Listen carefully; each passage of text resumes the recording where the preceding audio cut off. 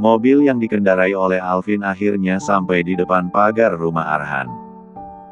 Sudah sampai di rumah pun Aina masih tak hentinya meracau tidak jelas. "Laras, kamu jadi menginap?" tanya Arhan seraya memapa Aina keluar dari mobil. Sepertinya saya pulang saja," ucap Laras. Ia seolah mengerti situasi jika Pak Sutri itu membutuhkan waktu berduaan. "Dah bawa saja istrimu masuk dan selesaikan misi selanjutnya." "Masalah Laras biar aku yang atur," sahut Alvin. "Baiklah kalau begitu, aku masuk dulu." Arhan terlihat sangat kewalahan menghadapi Aina yang semakin menjadi-jadi. "Ras, Kak Alvin, tidak jadi ikut melihat Pusi?" tanya Aina sambil menatap Alvin dan Laras yang masih berdiri di samping badan mobil. "Ah, diamlah," ucap Arhan kesal. Ia terus melangkah membawa Aina masuk ke area dalam rumah. "Hah, dia benar-benar tidak cocok menjadi warga Gang Guci. Minum alkohol sedikit saja teler," ucap Laras sambil memandangi kepergian sahabatnya hingga menghilang dari balik pagar. "Kau jago minum?" tanya Alvin tiba-tiba. Laras menoleh sambil tersenyum. "Aku pelayan sekaligus asisten bartender. Koktail dengan alkohol dan jus lemon sudah menjadi minuman sehari-hari. Mentalku cukup kuat." "Wah, kau hebat." Alvin mengacungkan kedua jempol tangannya. "Aku selalu tertarik melihat wanita meracik koktail. Kapan-kapan akan aku buatkan. Sekarang ini gimana? Aku ngantuk pul." "Oh iya? Mau menginap di rumahku?" Mata Laras membulat sambil menyilangkan kedua tangannya di depan dada. "Jangan mas, meski jadi pelayan bar, aku belum pernah anu." "Ais, siapa juga yang berpikir begitu?" "Ya, terus apa?" Alvin memijat keningnya yang terasa berdenyut. "Sekarang kau pilih saja, mau tidur di depan pagar ini atau ikut aku." Tanpa mengatakan apapun, Laras segera masuk, duduk di samping kursi setir.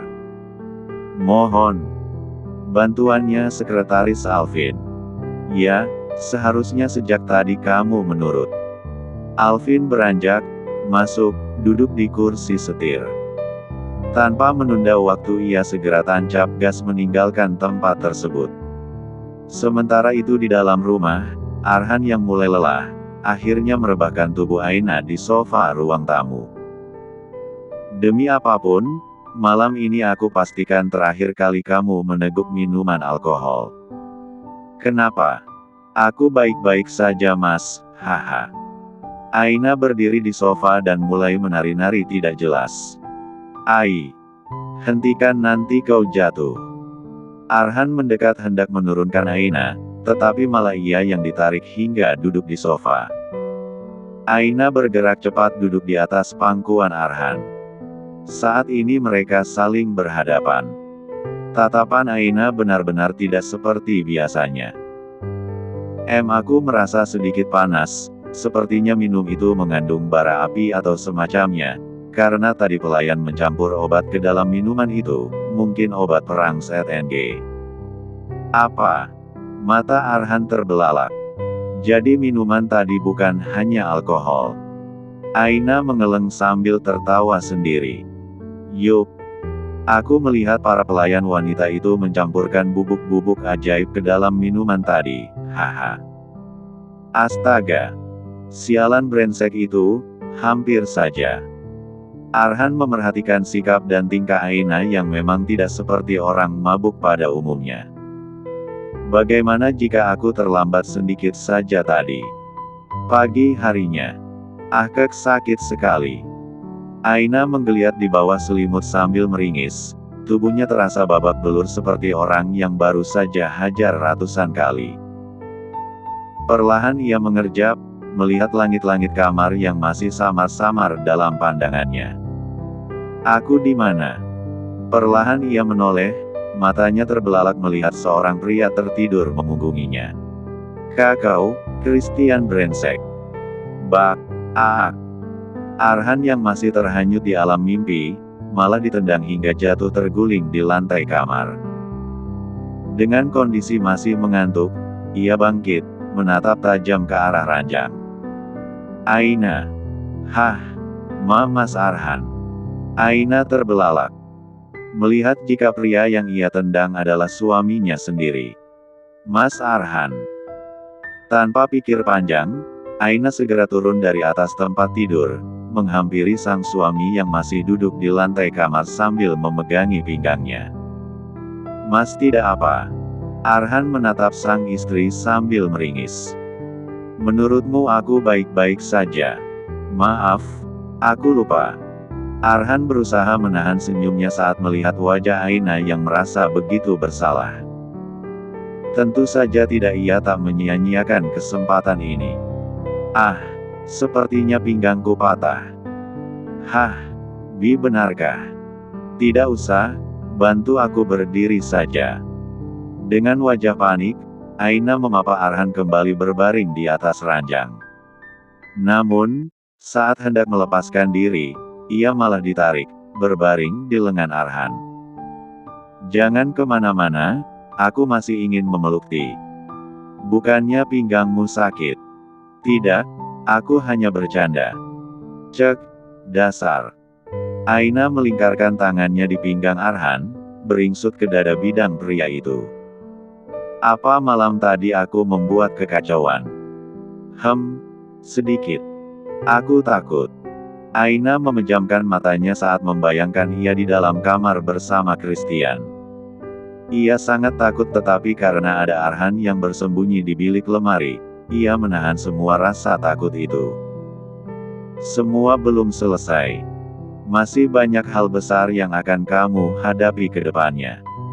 Aina menjauhkan tubuhnya, menatap sang suami dengan kening mengerut.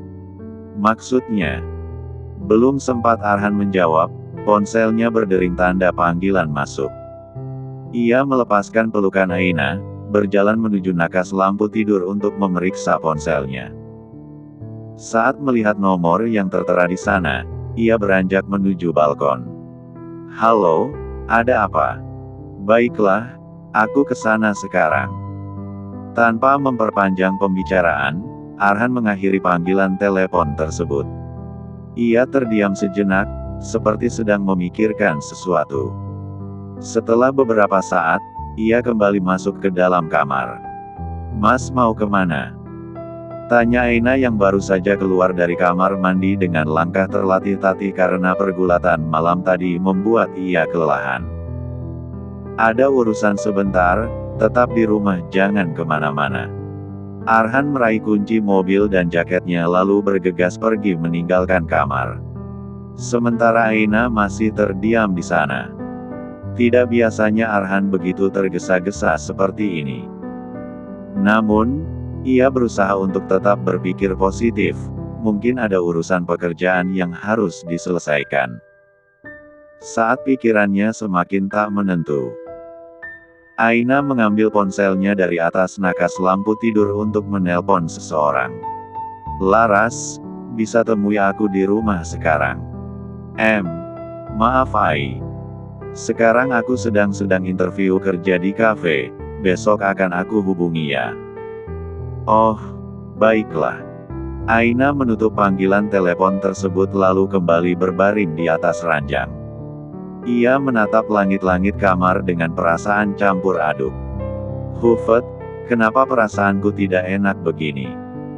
Apa aku ke rumah sakit saja ya, daripada sendiri di sini? Tapi tadi Mas Arhan bilang jangan kemana-mana. Dasar tidak berguna. Bagaimana bisa kamu merencanakan sesuatu tanpa memberitahu Mama dulu? Lihat sekarang, bukannya untung kamu malah hampir celaka. Mobil, ponsel dan uang raib begitu saja. Sela tak bisa terkata-kata. Ia memang salah. Niatnya mengambil langkah untuk mencelakai Aina dan mendapatkan Arhan malah menjadi bumerang untuk dirinya sendiri.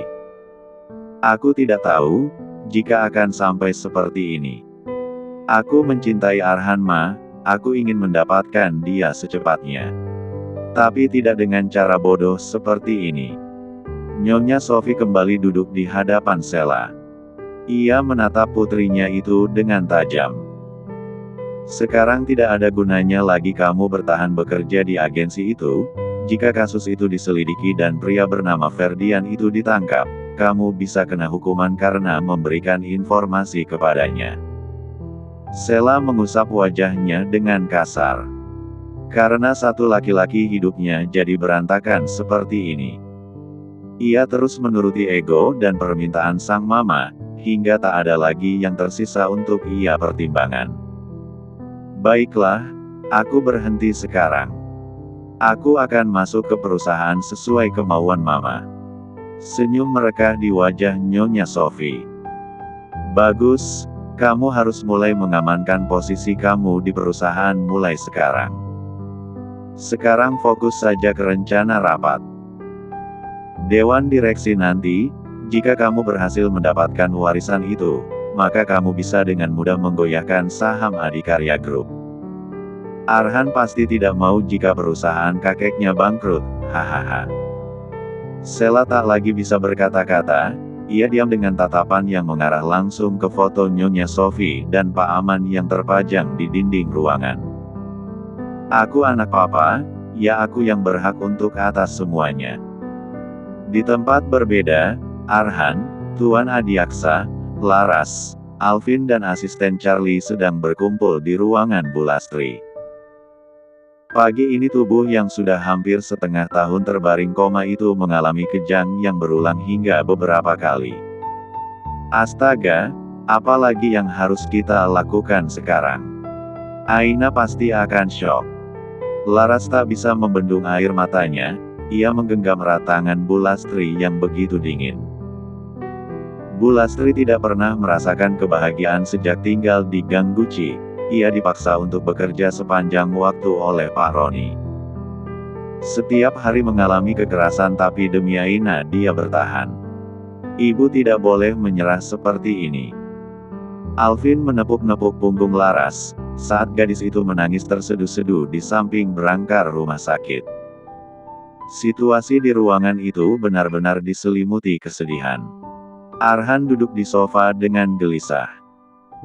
Pikirannya dipenuhi dengan segala kemungkinan buruk yang bisa saja terjadi, mengingat prediksi dokter tentang penyebab tubuh Bu Lastri mengalami syok hingga kejang. Kita tunggu saja hasil CT scan. Dokter pasti akan melakukan yang terbaik jika memang Lastri masih bisa diselamatkan, ucap Tuan Adiaksa yang saat ini duduk di sebelah Arhan. Semangat hidup Aina hanyalah ibunya. Aku tidak akan memaafkan diriku sendiri jika terjadi sesuatu kepada beliau, sahut Arhan dengan suara datar. Sebenarnya ada apa ini? Kenapa Tuan Adiaksa dan Mas Arhan sangat melindungi Aina dan ibunya? Tanya Laras penasaran. Ini bukan waktu yang tepat untuk kamu tahu semuanya, sahut Alvin. Tak berselang lama, seorang perawat memasuki ruangan. Wali Bu Lastri, bisa ke ruang dokter sekarang. Arhan segera berdiri dari posisi duduknya. Ya, sejak menikah dengan Aina, Tuan Adiaksa menetapkan Arhan sebagai wali Bu Lastri di rumah sakit tersebut. Tanpa mengatakan apapun, Arhan keluar dari ruangan tersebut, mengikuti perawat tadi. Ia masih berharap jika ada opsi lain, seperti membawa Bu Lastri ke luar negeri untuk pengobatan. Sesampainya di ruangan, Arhan dipersilakan duduk. Sama seperti di ruangan Bu Lastri tadi, situasi ruang dokter pun sangat tegang. Begini, Pak Arhan. Setelah melihat hasil CT scan dan pemeriksaan fisik, Bu Lastri tidak mempunyai harapan hidup lagi. Duk, tubuh Arhan mendadak lemas. Ia menghela napas dengan kepala tertunduk. Beliau mengalami brainstem death atau mati batang otak. Fungsi otaknya tidak lagi bekerja, begitu juga dengan saraf-syarafnya. Ia bisa bertahan hanya karena alat medis, itu pun tidak akan bisa mengubah apapun. Sekarang kami meminta tanda tangan Anda, sebentar lagi alat medis akan kami lepas dan Bu Lastri bisa dipulangkan. Arhan masih tidak bisa berkata-kata. Ia berdiri dari posisi duduknya, melangkah keluar dari ruangan dokter. Dunianya kembali dihantam duka mendalam, sama seperti saat ia kehilangan Pak Aman beberapa tahun silam. Sial. Bak. Ia menghantam tembok koridor dengan kepalan tangannya. Ia tidak bisa berpikir jernih. Bagaimana cara mengatakan semuanya kepada Aina nanti? Ia saja tidak bisa menerimanya semua ini, apalagi Aina yang sejak kecil menjadikan Bu Lastri sebagai semangat hidupnya.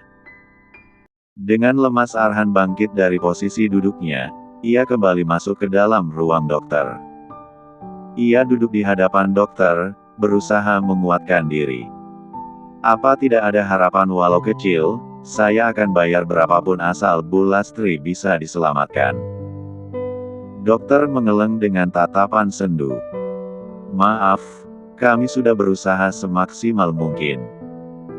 Situasi kembali hening, baru kali ini Arhan tidak menemukan jalan keluar untuk mempertahankan senyum di wajah istrinya, karena yang ia hadapi bukanlah masalah biasa, melainkan maut. Siapkan suratnya. Pukul 1 siang, Aina sampai di rumah sakit. Ia melangkah dengan santai sambil membawa bunga mawar putih kesukaan ibunya. Tadinya Arhan meminta ia agar tetap di rumah, tetapi entah mengapa Aina memikirkan sang ibu yang sudah beberapa hari tidak ia kunjungi. Hufet, seharusnya aku beli makan siang sekalian tadi. Aina masuk ke dalam lift dan menekan tombol menuju lantai 5. Ia terus memijit-mijit tekuk lehernya yang terasa pegal. Saat keluar dari lift, ia melihat beberapa orang perawat dan dokter masuk ke ruang rawat ibunya. Karena merasa sangat penasaran, ia mempercepat langkahnya. Ini surat persetujuan yang harus Anda tanda tangani, ucap dokter sambil menyodorkan sebuah map kepada Arhan. Baru saja Arhan hendak meraih map itu dari tangan dokter, suara pintu terbuka membuat pandangannya teralihkan. Detik selanjutnya raut wajahnya berubah bias, tubuhnya membeku melihat Aina melangkah masuk dengan tatapan bingung. Ada apa ini? Kenapa semua berkumpul di sini? Aina mengalihkan pandangannya kepada Laras dan Alvin. Ras, kamu bilang ada interview, kok malah di sini? Tak ada kata yang mampu diucapkan Laras, tetapi air matanya seolah bisa menjelaskan semuanya. Karena tak mendapatkan jawaban, Aina beralih menatap sang suami. Mas, ada apa ini? Jawab aku. Arhan menoleh dengan mata memerah berkaca. Namun, masih saja susah untuknya mengatakan semuanya. Mas, jawab aku, kenapa?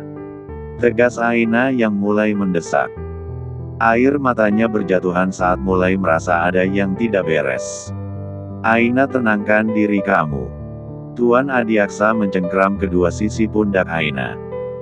Dengarkan kakek baik-baik, ibu kamu tidak bisa bertahan lagi, dia mengalami mati otak.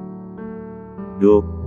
Kaki Aina serasa ringkih, ia hampir terjatuh tetapi Arhan dengan cepat menahannya. Tidak mungkin, ibu baik-baik saja kek, itu tidak mungkin. Sayang, tenangkan diri kamu. Arhan membawa Aina ke dalam dekapannya. Tidak mungkin. Aina mulai menangis histeris sambil memukul-mukul dada Arhan. Ibu tidak mungkin menyerah. Tidak mungkin. Ia mendorong tubuh Arhan menjauh darinya, kemudian beranjak mendekati berangkar rumah sakit, memeluk tubuh Bu Lastri dengan erat. Ibu bangun Bu, jangan tinggalkan Ei. Bu bangun. Aina, sudah jangan seperti ini, kasihan ibu kamu, ucap Laras sambil berusaha menarik Aina. Ia pun tak bisa membendung air matanya. Tidak, Ras. Ibu tidak boleh meninggalkan aku belum memenuhi janjiku untuk membuatnya bahagia, aku belum melakukan apapun untuk ibu. Selama ini ibu menderita demi aku, ibu tidak bisa pergi dengan cara seperti ini. Aina terus memeluk erat tubuh Bu Lastri, isak tangisnya semakin menjadi-jadi, tak ada yang bisa menghentikannya. Pak Arhan, silakan tanda tangan. Tubuh Bu Lastri sudah mulai kaku. Peralatan medis harus dilepas, ucap dokter itu lagi. Tangan Arhan bergetar saat meraih map di tangan dokter itu. Mendengar hal itu, Aina melangkah cepat, mendekati Arhan. Mas, jangan, aku mohon. Jangan dilepas, ibu masih hidup. Mas janji akan menuruti semua yang aku maukan. Sekarang aku minta selamat ibu, aku tidak bisa hidup tanpanya, aku mohon. Ai, maafkan aku. Ibu kamu sudah cukup menderita. Biarkan beliau beristirahat, ucap Arhan dengan air mata yang mengalir dari sudut matanya. Ia membuka map tersebut dengan perasaan hancur. Tidak mas, aku mohon jangan tanda tangan. Laras dan Alvin menahan kedua tangan Aina agar tidak mengganggu Arhan melakukan tugasnya sebagai seorang menantu, untuk yang terakhir kali. Seorang perawat memberikan pulpen kepada Arhan. Sekuat hati Arhan mencoba untuk mengabaikan isak tangis histeris Aina dan segera menandatangani surat persetujuan dari dokter. Air matanya menetes tepat di atas kertas tersebut. Di saat bersamaan, dokter dan petugas medis lain mendekati berangkar rumah sakit mulai membuka satu persatu peralatan medis yang memenuhi hampir sekujur tubuh Bu Lastri. Jangan sentuh ibuku. Arhan mendekati Aina, mendekapnya dengan erat. Mas Arhan. Aku tidak siap mas, kenapa harus ibuku?